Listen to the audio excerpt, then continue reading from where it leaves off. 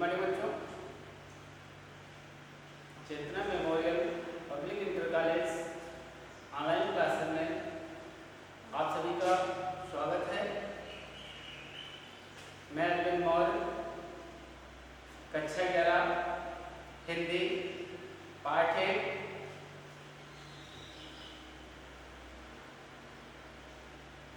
आज हम आप सभी लोगों को भारतीय हरिश्चंद्र द्वारा लिखित भारत वर्षों उन्नत कैसे हो सकती है इस विषय पर चर्चा करेंगे।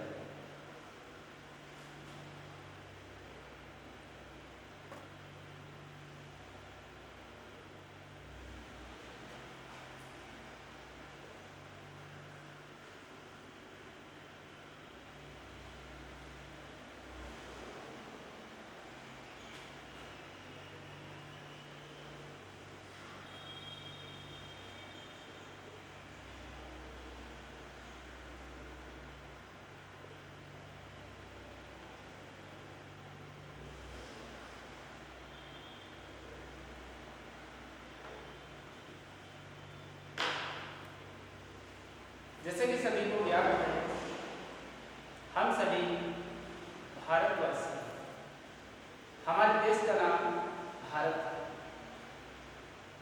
प्रत्येक नागरिक का प्रथम कर्तव्य है कि वह अपने देश को आगे बढ़ाने के लिए नए नए तरीके खोजे। पहला कर्तव्य उसका अपने देश की सेवा करना है।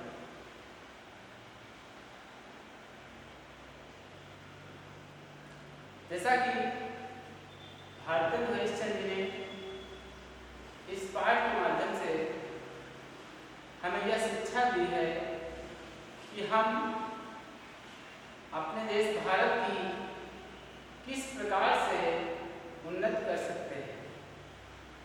आइए देखते हैं पहला पैराग्राफ कि आज बड़े आनंद का दिन है।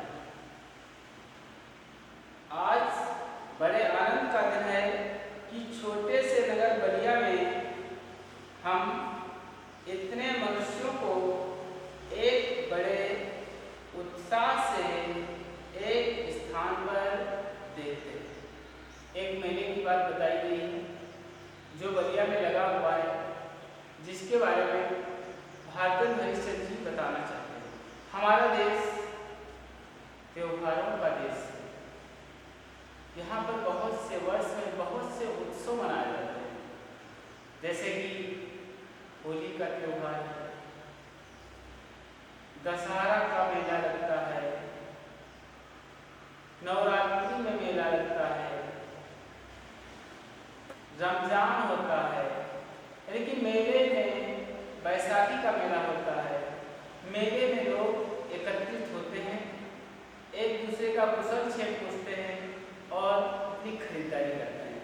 तो भारतीय हरिश्चंद्र जी ने बताया कि आज बड़े ही आनंद का दिन है कि छोटे से नगर बलिया में हम इतने मनुष्यों को बड़े ही उत्साह के साथ सभी को एक साथ देखते हैं कि लोग मेले को बड़े ही आनंद के साथ जाने के लिए बच्चे तैयार हो जाते हैं कि मेले में जाएंगे, ये खरीदेंगे, वो खरीदेंगे, ये लेंगे, वो लेंगे।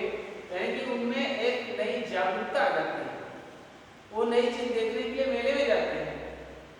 इस समाज आलसी देश में जो कुछ हो जाए वही बहुत है। हमारे देश में बहुत से आलसी लोग रहते हैं, जिनमें शक्ति तो है, कुछ करने की क्षमता तो है, लेकिन वह कुछ करना नहीं चाहते। वह सोचते हैं कि जब बिना किए हुए, बिना अधिक परिश्रम किए हुए ही मुझे खाने के लिए मिल जाता है, तो परिश्रम करने की क्या जरूरत। हमारे हिंदुस्तानी लोग तो रेल की गाड़ी क्या बताइए कि जिस प्रकार से आप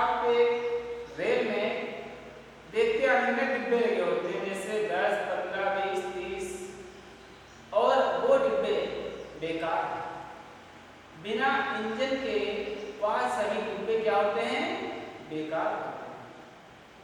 कि जब तक उसमें इंजन नहीं होगा तो उसको खींचकर आगे कौन ले जाएगा, वो अपने स्थान पे स्थिर रहेंगे, ठहरे रहेंगे, वह आगे नहीं बढ़ सकते हैं। तो हमारे हिंदुस्तानी लोग तो रेल की गाड़ी हैं, यद्यप फर्स्ट क्लास, सेकंड क्लास आदि गाड़ी बहुत अच्छी अच्छी और बड़े बड़े महसूल की इस ट्रेन में लगी है, जैसे कि first class AC coach, second class passenger गाड़ियाँ आपने देखी हैं। यानी इसमें फैसिलिटियाँ हैं। हमारे यहाँ जो लोग हैं उनमें वो शक्ति है, वो ताकत है, वो क्षमता है, लेकिन वो क्या है, बिना इंजन के, बिना मार्ग बताने वाले के सब बेकार।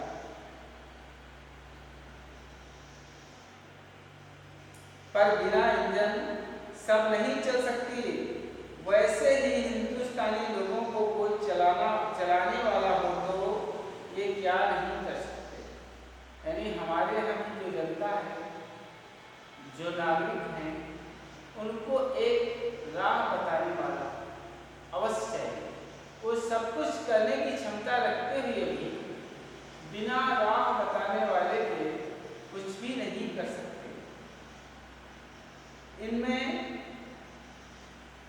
इनसे इतना कह दिया दीजिए कि का चुप साध रहा बलवाना। फिर देखिए हनुमान जी को अपना बल कैसे याद आता है, जिस प्रकार से ऋषियों के श्राप के द्वारा हनुमान जी अपने बल को भूल जाते हैं और पुनः बताने पर वो संजीवनी पर्वत को उठा लाते हैं, सागर पर पुल बांध देते हैं, यानी बहुत से कार्य कर देते हैं। ठीक उसी प्रकार से हमारे देशवासियों में वो क्षमता है, लेकिन उन्हें याद दिलाने के लिए उन्हें मार्ग बताने वाला चाहिए। बिना मार्ग बताने वाले के वो कुछ भी नहीं कर पाते। सो बल कौन याद दिलावे, या हिंदुस्तानी राजे महाराजे, नवाब रईस या हाकिम। राजे महाराजे को अपनी पूजा, भोजन, झूठी गप से छुट्टी नहीं। यानी कि जो हमारे यहाँ राजा महाराजा हैं, अमीर लोग हैं, जो नेता लोग हैं, उन्हें अपने गप मिलाने से, बढ़ा चढ़ाकर बात करने के अलावा और कोई दूसरा उनके पास काम नहीं है। उन्हें इन चीजों से ही फुर्सत नहीं मिलती है। हकीमों को कुछ तो सरकारी काम घेरे रहते हैं और कुछ बाल बुडोर थिएटर में समय लगा, कुछ समय बचा भी तो उनको क्या गरज है कि हम गरीब गंदे काले आदमियों से मिलकर अपना अनमोल समय खोएं। क्या बताया गया कि जो अधिकारी लोग हैं वो कुछ सरकारी कार्य में लगे रहते हैं और जब उनके सरकारी काम निपटाने के बाद में अगर कुछ समय मिलता भी है तो वह गरीब लोगों के ऊपर, काले लोगों के ऊपर उनको सही मार्ग दिखाने के लिए या दिशा निर्देश देने का उनके पास कोई भी समय नहीं है। वो सिर्फ अपने स्वार्थ की बात समझते हैं, अन्य किसी के बारे में जरा सा भी ध्यान नहीं देते। बस वही मसल है रही कि तुम्हें गैरों से कब फुर्सत, तुम्हें गैरों से कब फुर्सत, हम अपने दम से कब खाली, चलो हो गया मिलना, न हम खाली न तुम खाली। क्या बताया गया कि तुम्हें गैरों से कब फुर्सत, यानी दूसरे लोगों के लिए आपके पास फुर्सत ना, हम अपने गम से कब खाली, यानी हमारे ऊपर तो दुखों का पहाड़ पड़ा हुआ है, हम इसे किस तरह निर्वहन करते हैं हमें ज्ञात है।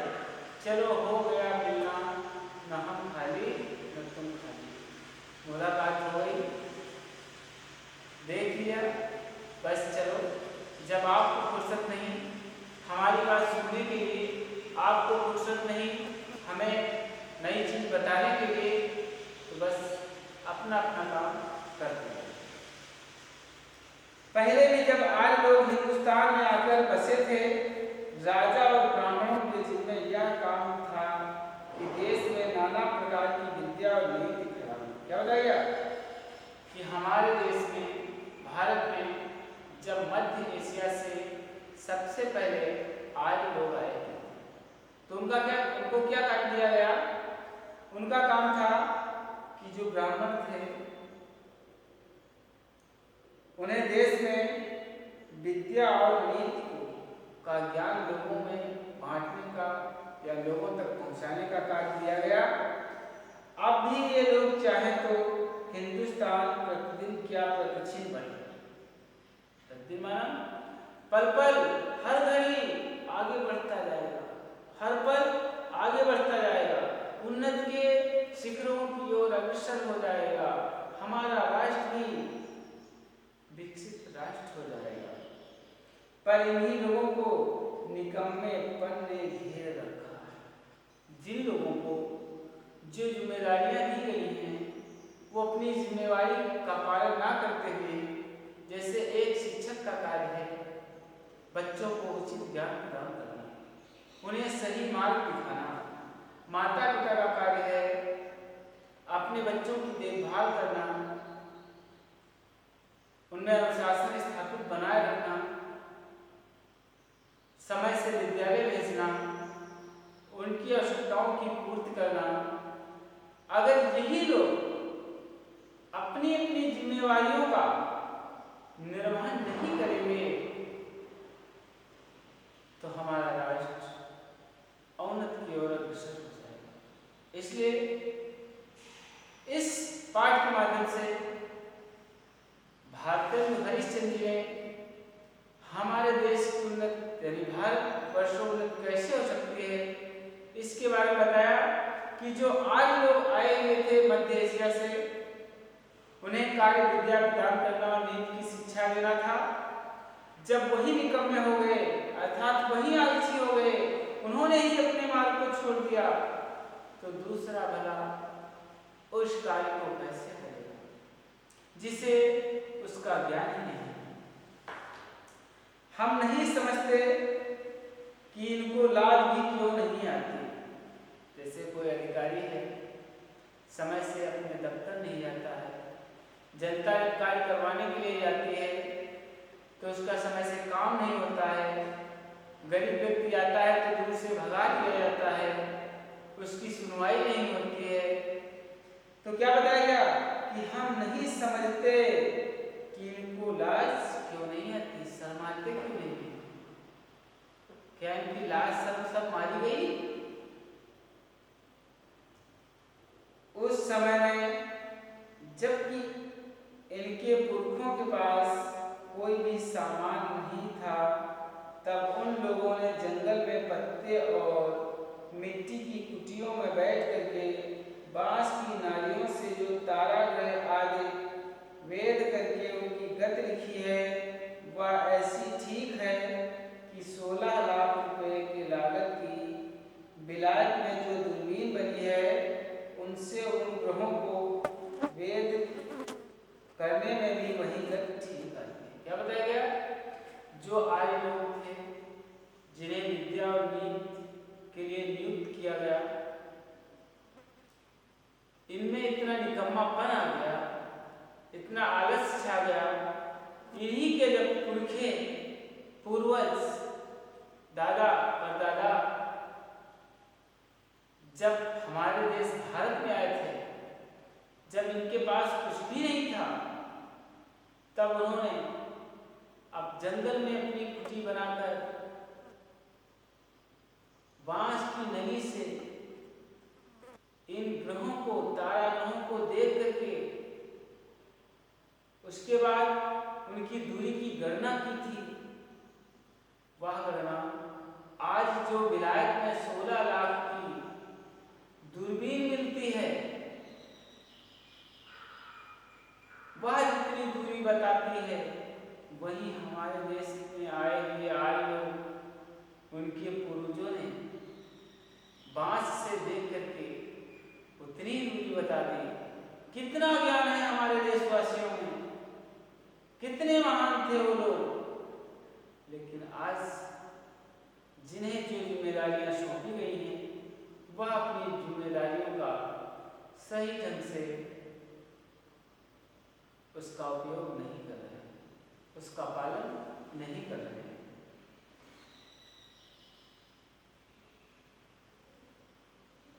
और जब आज इस काल में हम लोगों को अंग्रेजी विद्या की और जनता की उन्नति से लाखों पुस्तकें और हजारों यंत्र तैयार हैं, तब हम लोग मिली चुंगी की कतवार फेंकने की गाड़ी बन रहे हैं। आपने देखा होगा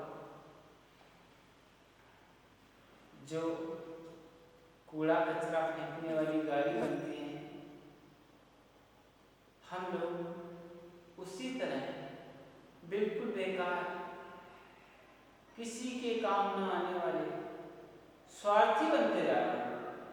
जब किसी चीज का ज्ञान नहीं था तब हमारे देशवासियों ने इतनी बड़ी उपलब्धि ज्ञात कर ली थी, इतनी बड़ी जानकारी हासिल कर ली थी। आज तो अंग्रेजी विद्या का पालन करते हुए, अंग्रेजी ज्ञान प्राप्त करते हुए अनेकों प्रकार की सुविधाएं हमारे पास हैं, तब व्यक्ति आलसी होता जा रहा है। यह समय ऐसा है कि उन्नति की मानव भूडोर हो रही है।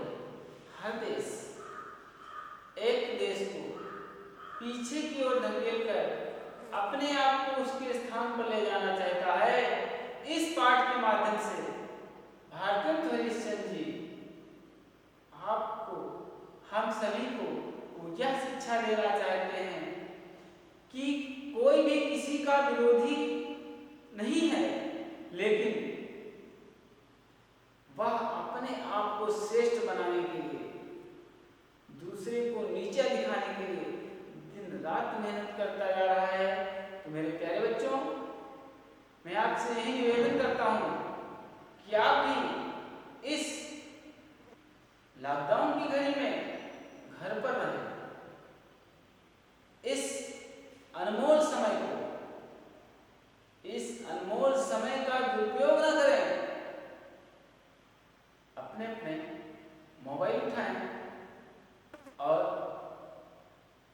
चेतनामेमोरियल.com स्टडी पॉइंट ओपन करें और अपने आपकी कक्षाएं प्रारंभ हैं।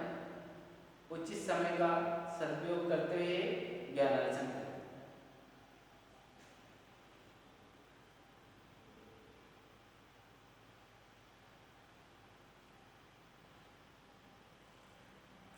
अमेरिकन, अंग्रेज, फरासीस आदि तुर्की ताजी सब सरपट दौड़े जाते हैं। सबके जी में यही है कि पाला हम ही पहले छूए। यानी सभी देश क्या कर रहे हैं?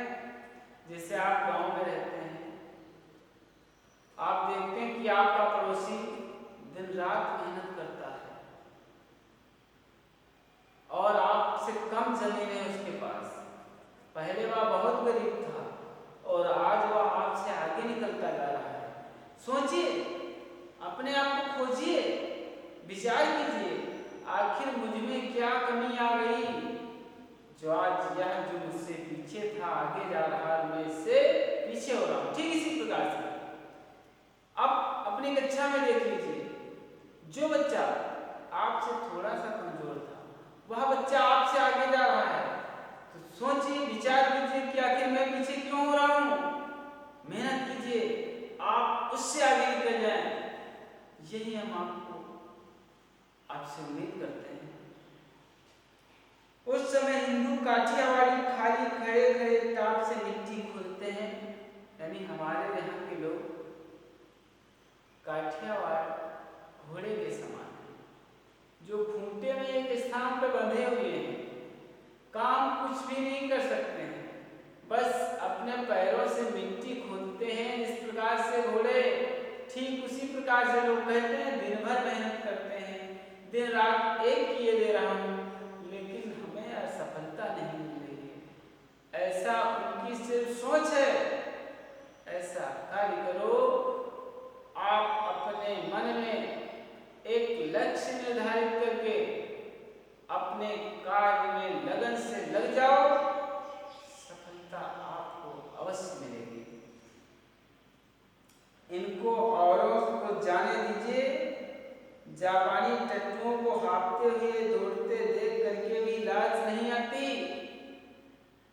जापान के दो नगर, दो शहर नागासाकी, हिरोशिमा, जब उस पर परमाणु बम गिराया गया था, उसकी दुर्दशा खराब हो गई थी, जान का पर संकट आ गया था, लोगों की दिनचर्या बदल गई थी। जब वो ऐसा देश था, जब उसने इतनी उन्नति करी, तो हमारे देशवासी उसे देख करके उन्हें शर्म क्यों नहीं आती है?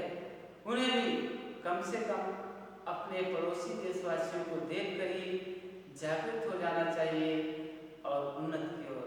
अब भी समय बीता नहीं, अब भी समय है कि अपने राष्ट्र के लिए, अपने देश के उन्नति के लिए तन मन से लग जाए। यह समय ऐसा है कि जो पीछे रह गया, फिर कोई उपाय किए करे भी या करने पर भी वह उससे आगे नहीं निकल पाएगा या उसे सफलता प्राप्त नहीं हो पाएगी। इस लूट में, इस बरसात में भी जिसके सिर पर कमबख्ती का छाता और आंखों में मूर्खता की पट्टी बंधी रहे, उन पर ईश्वर का कोप ही कहना चाहिए। यानी जब तक आपने देखा आपका पड़ोसी उन्नत करता जा रहा है, आपके गांव के जो बहुत से लोग गरीब थे वो अमीर होते जा रहे हैं, और आपके पूर्वज जो अमीर थे, आपके पिताजी जो अमीर थे, आप पर इतनी कमबख्ती छा गई कि आप गरीबी की गर्त में की ओर जा रहे हैं, तो अब भी जाग जाओ, देर नहीं हुई है, अब भी जाग जाओ। आप कम से कम अपने पूर्वजों की स्थिति और उनके स्थान को बनाए रखें। मुझको मेरे मित्रों ने कहा था, भारतन हरिश्चंद्र जी का कहना है कि मेरे जो परम मित्र थे, उन्होंने मुझसे कहा कि तुम इस विषय पर कुछ कहो कि हिंदुस्तान की कैसे उन्नति हो सकती है। भारतन हरिश्चंद्र जी कहते हैं कि हमारे जो प्रिय मित्र थे, उन्होंने कहा कि अपने देश की उन्नति के बारे में कम से कम कुछ तो कहो। आपने बहुत सी रचनाएं लिखी, बहुत सारे लोगों ने ज्ञान आपसे प्राप्त किया, लेकिन अपने देश की उन्नति कैसे हो सकती है, इसके बारे में भी कुछ अपने विचारों को प्रस्तुत करो। भला इस विषय पर मैं और क्या कहूँ?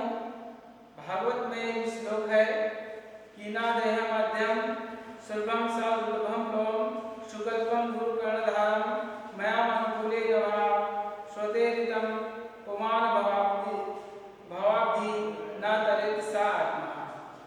भगवान श्री कृष्ण जी कहते हैं कि पहले तो मनुष्य जन्म ही बड़ा दुर्लभ है। कहते हैं कि सबसे बड़ी बात तो है मनुष्य योनि में जन्म लेना, कि सबसे पहले तो मनुष्य जन्म ही बड़ा दुर्लभ है और सो मिला है।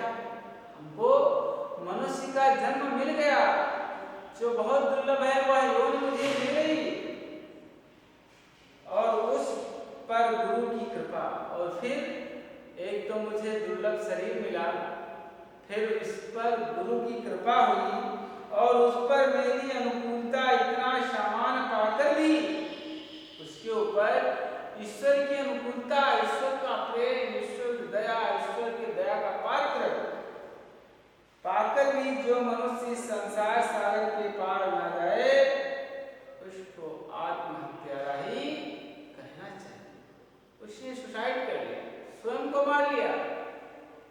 क्या बताया गया कि पहले तो मनुष्य का जन्म पाना ही दुर्लभ है, शरीर पाना दुर्लभ है, शरीर भी मिल गया, ईश्वर की कृपा से उसकी अनुकूलता भी है हमारे पास, गुरु की प्राप्ति भी हो गई ज्ञान के लिए, और फिर भी अगर उसने अपने आप को सुधार नहीं किया, अपने आप में बदलाव नहीं किया, तो वह आत्महत्या ही कहलाएगा। बहुत लोग क्या कहेंगे कि हमको पेट के धंधे के मारे छुट्टी नहीं मिलती है। क्या लोग कहते हैं, अगर किसी से कहिए भाई मेरे यहाँ आ जाया करो, कभी कभी घूम जाया करो, तो यार भैया मुझे छुट्टी नहीं मिलती है, समय नहीं है, बहुत व्यस्त है, ये काम था, वो काम था। बाबा हम क्या उन्नत करें, तुम्हारा पेट भरा है, तुम्हें दून की सूझती है, यह कहना उनकी बहुत भूल है। इंग्लैंड का पेट भी कभी तो यूं ही खाली था। इंग्लैंड भी एक गरीब देश ही था। वहां के नागरिकों ने, वहां की जनता ने एक हाथ से पेट भरा, दूसरे हाथ से अपने और राष्ट्र की सेवा की, और आज वाला राष्ट्र एक धनवान राष्ट्र है। उसने एक हाथ से अपना पेट भरा, दूसरे हाथ से उन्नत के कांटों को साफ किया। क्या इंग्लैंड में किसान, खेत वाले, गाड़ीवान, मजदूर, कोचवान आदि नहीं है? वहां भी सब कुछ है।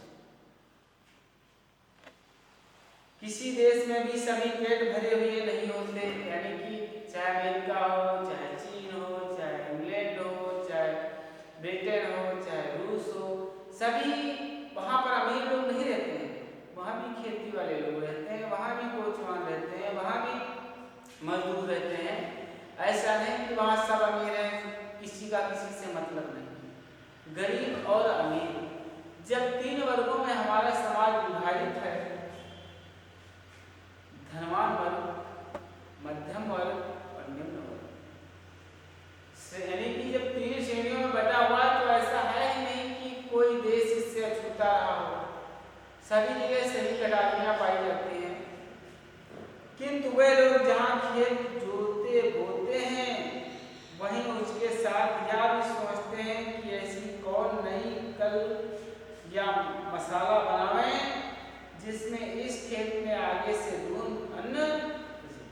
क्या बताया गया है? भारतीय भविष्य जी कहते हैं कि जो अन्य देश हैं, जो विकसित राष्ट्र हैं, उनका ये मतलब नहीं कि एक ही गन्ना बो लिया, गेहूं बो लिया, एक ही खेती बराबर करते जाओ। जिस चीज में ज्यादा मुनाफा है, जिससे ज्यादा लाभ मिलता है, कम लागत लगती है, ऐसी खेती करो, ताकि जब आपकी उन्नति होगी, जब आप अमीर हो जाएंगे, तो आपके राष्ट्र की भी उन्नति हो जाएगी। ठीक इसी प्रकार से मेरे प्यारे बच्चों, आप भी जितनी लगन से पढ़ेंगे, जितनी मेहनत करेंगे, उसमें आपके माता पिता की, आपके विद्यालय का और मेरा भी नाम रोशन।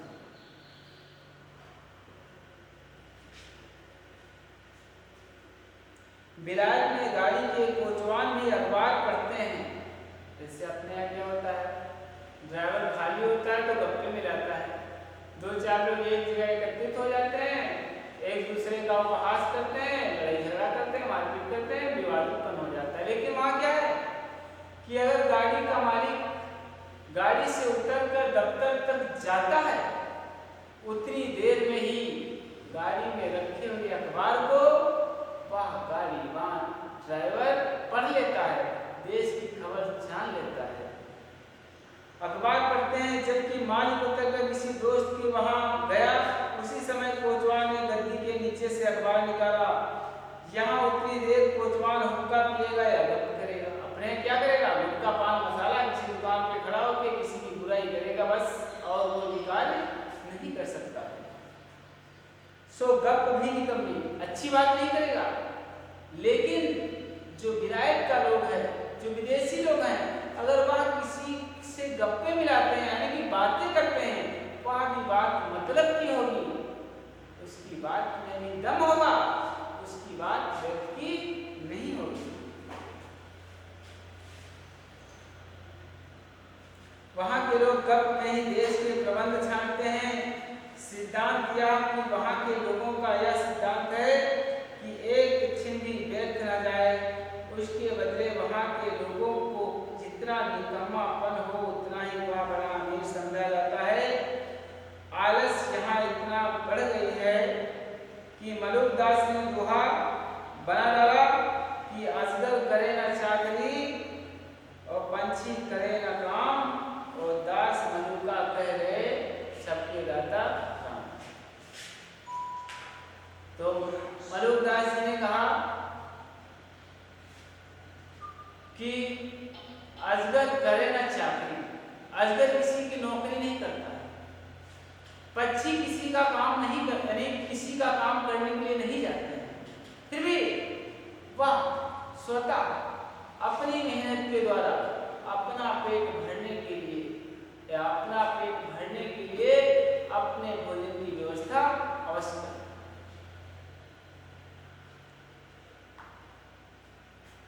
चारों ओर आंख उठाकर देखिए तो बिना काम करने वालों की चारों ओर बढ़ती है।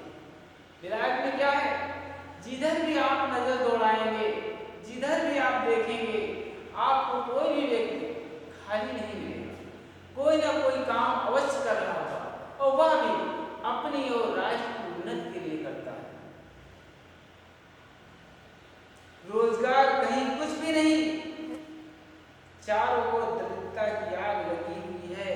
हमारे देश भारत में देख लीजिए, लोग दिन रात लगे रहते हैं, फिर भी दरिद्रता है, गरीबी है, लोग त्राह त्राह कर रहे हैं, इधर उधर घूम रहे हैं। किसी ने बहुत ठीक कहा है कि दरिद्र कुटुंबी इस तरह अपनी इज्जत को बचाता रहता है जैसे लाजवती बहू फटे कपड़ों में अपने अन्नों को छिपाए रहती है।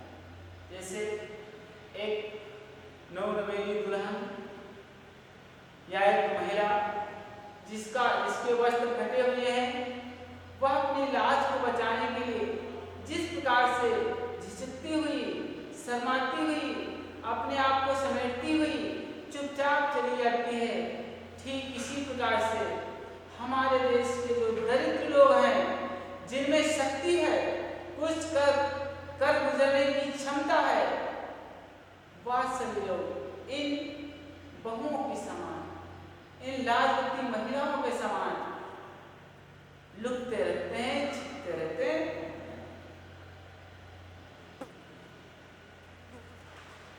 वही दशा हिंदुस्तान की है। मर्दमशुमारी की रिपोर्ट देखने से स्पष्ट होता है कि मनुष्य दिन दिन यहाँ बढ़ते जाते हैं और रुपया दिन दिन कमती होता जाता है। सो अब बिना ऐसे उपाय किए काम नहीं चलेगा कि रुपया भी बढ़े और वह रुपया बिना बुद्धि के ना बढ़ेगा।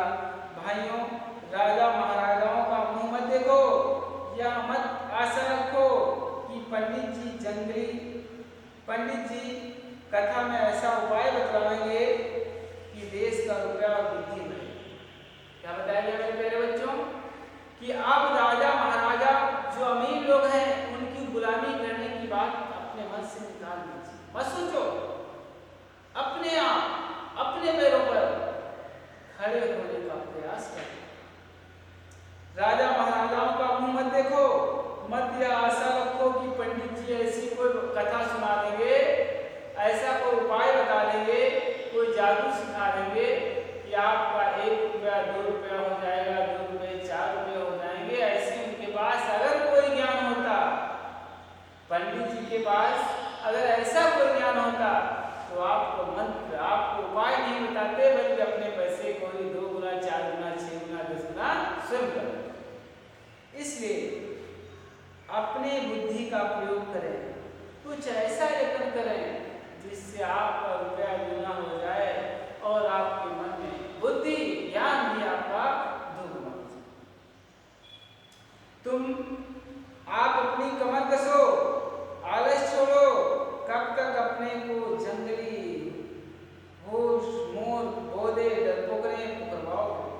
कम से कम लोग क्या कहते हैं, जैसे अरे भारत वाले बहुत डरपोक हैं, डरते बहुत, मूर्ख हैं, बौद्धे हैं, भागल हैं, सब जंगली हैं, इनको कुछ नहीं आता। ये बातें आप अपने आप को कब तक कह लोगे? अब भी समय है, जाग जाओ। इस घुड़दौड़ में जो पीछे पड़े तो फिर वही ठिकाना नहीं, फिर कब राम जनक रही हैं और आपकी पीछे पड़े तो फिर रसातल ही पहुंचे। मेरे प्यारे बच्चों, ये मत सोचिए कि अभी समय बहुत है, अभी तो